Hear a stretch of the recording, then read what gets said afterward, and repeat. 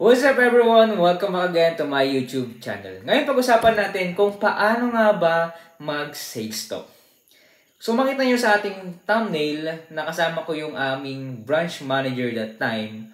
Okay, so nakita kami sa Baguio. Okay, merong nag-invite sa akin. Okay, grade 11 ako that time. Tapos July yan. Okay, tapos ang taon ko dyan is 17 years old. Okay, so July, tinawagan ako nung aking parang upline. Okay, so sabi niya, kailangan mong mag-training ng 15 days. So ako, nagpaalam ako sa tatay ko, sa nanay ko, tapos doon sa pastor ko, punta ako doon sa Baguio in 15 days. Okay, so pinayagan ako, ikaw bahala. Okay, tapos after that, tinuruan ako sa business. Tapos everyday yung Zoom meeting namin, okay? Tapos punta kami sa Baguio, doon sa SM, okay? Meeting kami doon hanggang tumuloy-tuloy akong nag-training, okay? Tapos tinuturuan ako sa business, okay? Tapos yung pinanood sa akin that time is yung maganda dun yung parang franchising business, okay? Yung the Founder, okay? Kung hindi niya papanood, I will recommend to watch The Founder, okay? Ito yung McDo, okay? So, siya yung nagpa-boom, nagpa-franchise ng McDo. Okay? Pero balik tayo sa ating tinatalakay ngayon na that time, 15 days ako nag-training, pero kung tutusin, pwede namang online. Pero dahil ako ay gustong pumunta doon, punta ako. That time is pandemic. So, pwede kang pumunta kasi nga, yung pag-aaral ko naman is naka-modular, okay? So, kahit mag-module ako, pwede. Okay? So, that time, punta kami sa Baguio, okay? Tinuruan kami kung paano magbenta, okay? Madami kong natutunan, okay? So, alam nyo ba, hindi ka pwedeng magbenta, okay? Kapag ikaw ay 17 years old, okay? So, ang natutunan ko dun sa aking branch manager that time, okay? Ang target niya is yung mga bata, mga binata, okay? Kasi nga, ayun, wala pang masyadong alam. Tapos sila yung future, pag-asa ng bayan. Sabi ni Jose Rizal na ang kabataan ng pag-asa ng bayan. Yun. So, after that, atat na silang makabenta mo. So, alam niyo po ba na I have no variable exam, traditional exam, wala pa akong license that time para magbenta ng insurance. So, yung pinasukan ko pala is insurance company. Okay, so 17 years old ako, mag-18 na ako that time, July, August, September, October. So 3 months pa yon, pero nag-training na ako, nagbenta na ako, okay, nakipag-video call ako. Alam niyo ba yung mga strategy ko dati, kapag yung gusto mong yung talagang makapag-sales talk, o kaya naman mapalapit yung loob mo doon sa kaibigan mo. Ang natutunan ko doon, yung 'di ba, galing ako sa Baguio, ang daming mga strawberry doon.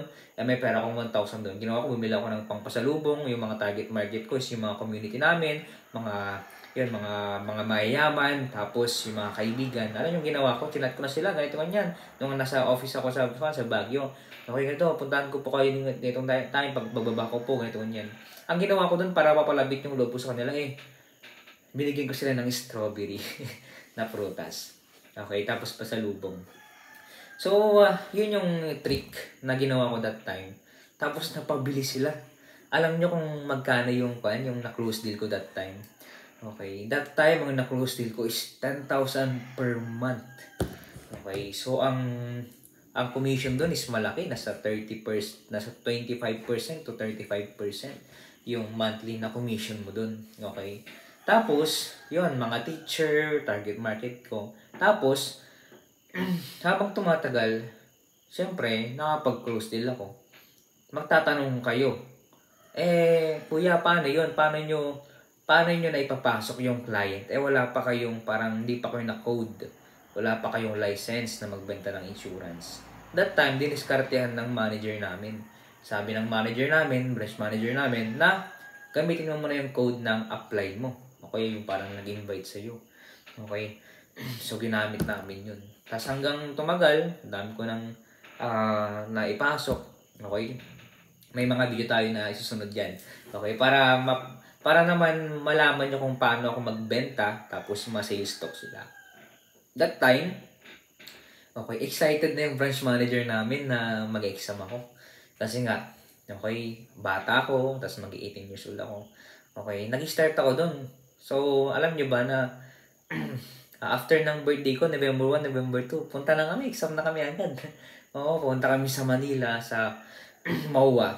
Doon ako nag-exam ng variable, tapos traditional. Okay, yun yung sasagutan, dapat maipasa mo yun. So that time talagang atat na atat sila. At natat silang na makapasa ako, okay, makapasok sa company nila. Okay.